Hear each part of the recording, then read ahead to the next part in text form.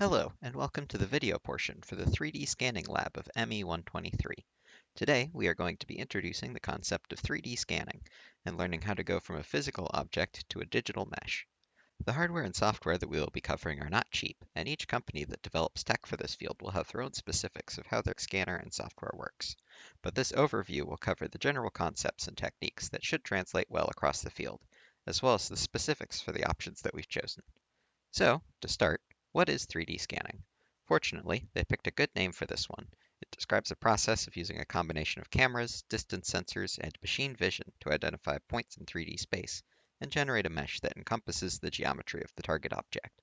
The specifics on how exactly this works go well beyond the scope of our course, but this is an active area of research and development, so there are plenty of online resources that go into the nitty-gritty. Now, before we get much further, I wanted to mention that there are several motivations for scanning a 3D object. They can mostly boil down to a distinction between scanning for form and scanning for reverse engineering. Scanning for form is when the scan itself is the desired end product, and will often be the goal when scanning sculptures, fossils, biology, and other non-engineering geometry. When scanning for form, the goal is not necessarily to have the most dimensionally accurate geometry, but to have a resulting mesh that is complete and fully represents the object. On the inverse, scanning for reverse engineering is comfortable sacrificing some of the completeness of the resulting mesh, so long as there is enough to reconstruct the object. When scanning for reverse engineering, we want some portion of each surface represented, and we want to know the locations of each feature. It's okay to have gaps in these scans, so long as we know what's supposed to fill them. With reverse engineering scans, we will be using the scan data to reconstruct the original object, so it's more similar to taking notes than it is to taking a picture. All that said, let's begin with the discussion of the tech that we'll be using and the prep work that we'll need to do for our reverse engineering motivated scanning. For the purposes of this lab, we're going to be using an EinScan Pro HD scanner with their associated software, EinScan Pro, and the third-party post-processing software, Geomagic Essentials 2. Additionally, we're going to be using the turntable add-on and the tripod. This scanner can also be used in handheld mode, but that goes beyond the scope of our demonstration for today. We're going to want to begin by setting up a scanning area and preparing our object. It's best to have an enclosed, controlled environment, and I found that we have the best luck if we have some backdrop to minimize visual noise behind our object. Additionally, we may want to modify our object to minimize reflective surfaces. In our case, this object has been sandblasted to ensure a non-reflective finish, but matte spray paint or any non-reflective powder can also do the trick. Depending on the uniformity of the object, it can also be helpful to add dots or markers to break up the surface. This can be useful when aligning multiple scanning sessions. In this video, we'll be scanning some pieces of a vice grip, which we have had prepared by sandblasting their surfaces or applying stickers to the larger parts.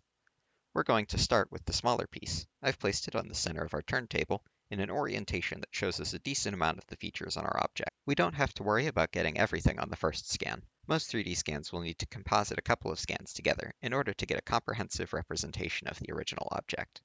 Additionally, I have booted up our scanning software on the connected computer. We're going to start by selecting Fixed Scan, and then creating a new project. Make sure to give your project a unique name to help us with finding it later. We're also scanning without texture. The texture option here could also be read as scanning with colors, and often requires additional setup to function. Okay, now that we're in the interface, we need to aim our scanner. I've found that having the scanner pointed downwards towards the object leads to the best results, and we also need to make sure that the projected crosshair is on the object in real life. Additionally, it's important that it's within the targeting box on the camera feed. This makes sure that the focus is correct. We can right-click on the camera box and set it to show the other camera as well, to make sure that both cameras have the crosshair in focus. From there, we can go to our scanning options on the menu below and set our scan to use the turntable for alignment, and let's do 10 steps. The more steps you take, the longer the scan takes, but also the more accurate it tends to be. Though of course this does come with diminishing returns. We found that around 10 does well enough for the objects that we'll be scanning. Now we can hit the play button on the top right and watch it go.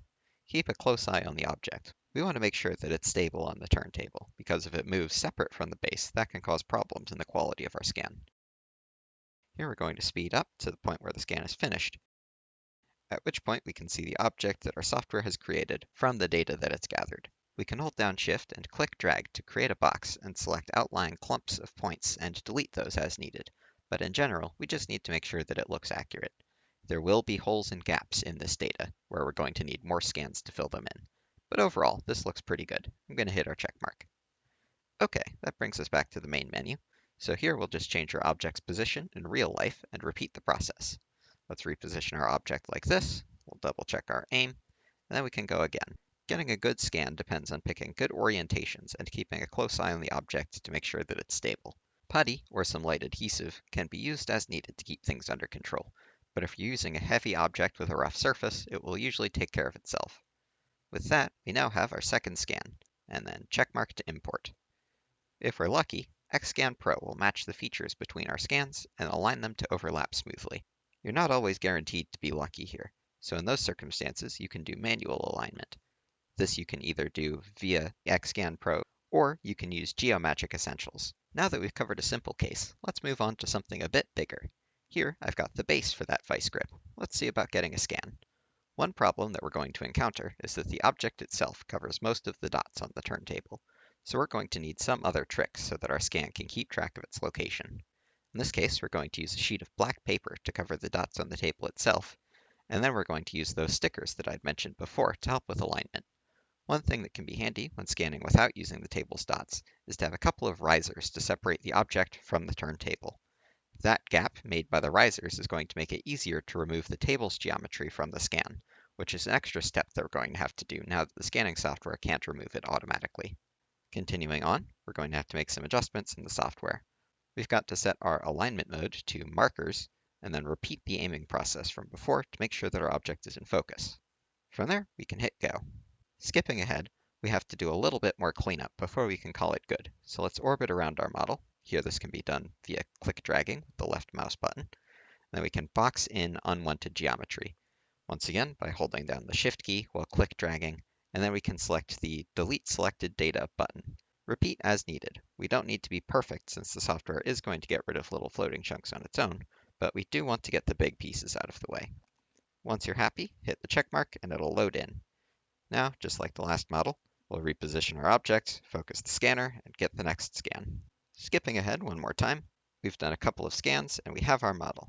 In order to export our point cloud into a mesh that we can work with, first we need to optimize the geometry using the square button on the right-hand side. From there, we can choose the Mesh Object Triangle button. This brings us to the mesh management options in EinScan Pro.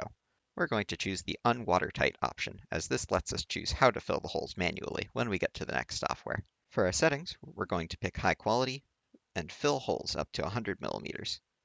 This should give us a decent starting point for the mesh, and we can adjust from here.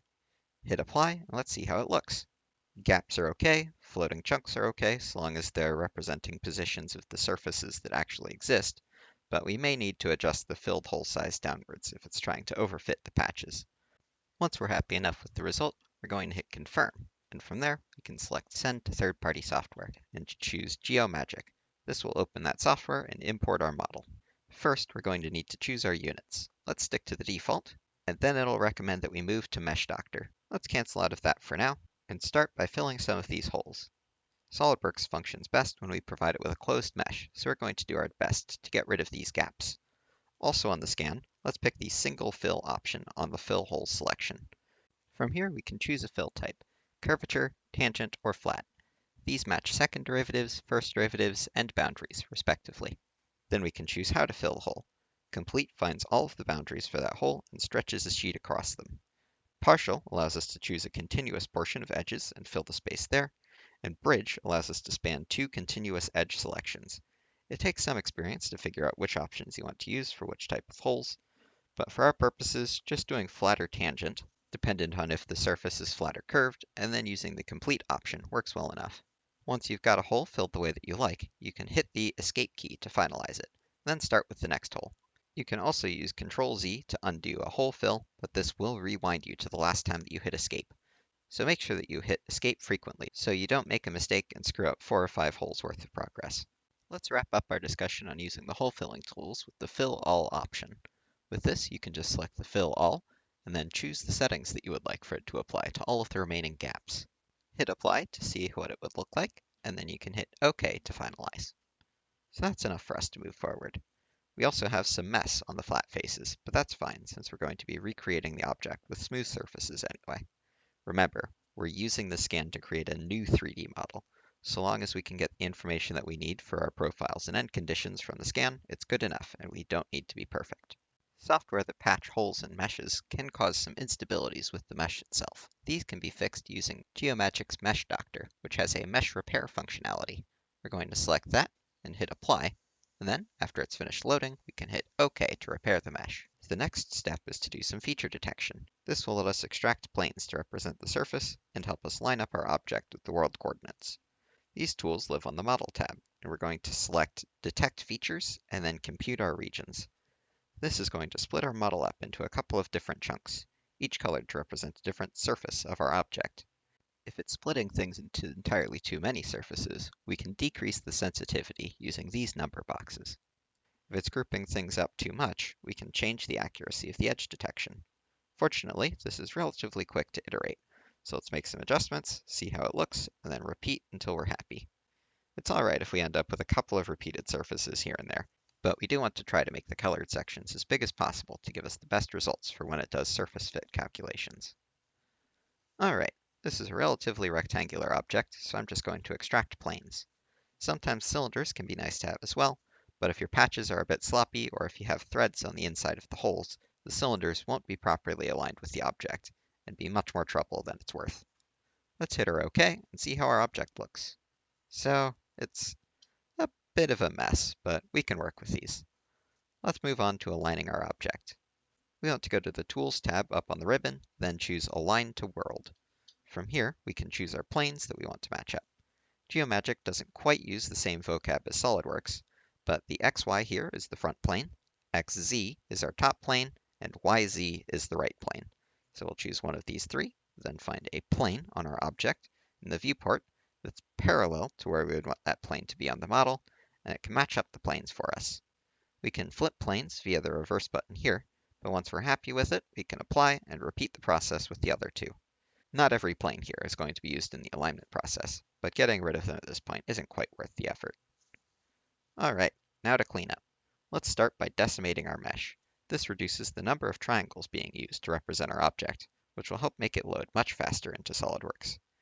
I'm going to set my value here to 90%, and then hit OK to see how it looks. Overall, I can hardly tell the difference, so we're on the right track.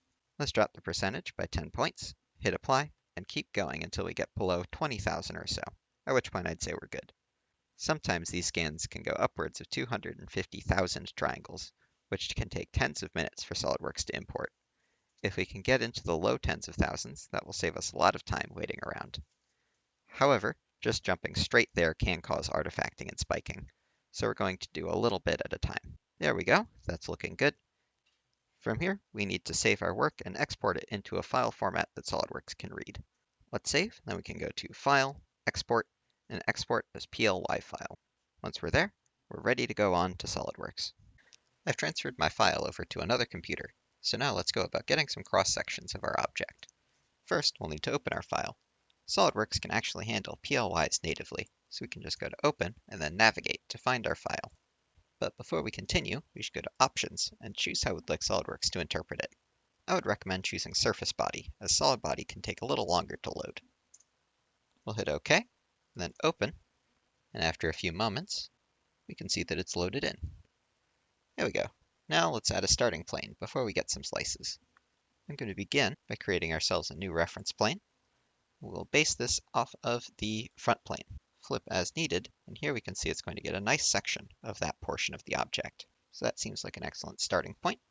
We'll hit our check mark, and then to create our slices, we can go to Insert, Slicing, and then select our reference plane. Let's flip these about so that they actually go through our object, and we can modify our offset to get it so that one goes through the middle, and the final one goes through the end. Looks like around 80 does a good job to get that information, so we'll hit our check mark, and after a moment, SolidWorks has generated some cross-sections. If we take a look at our design tree, we can see that it's added a slice folder that contains the 3 sketches.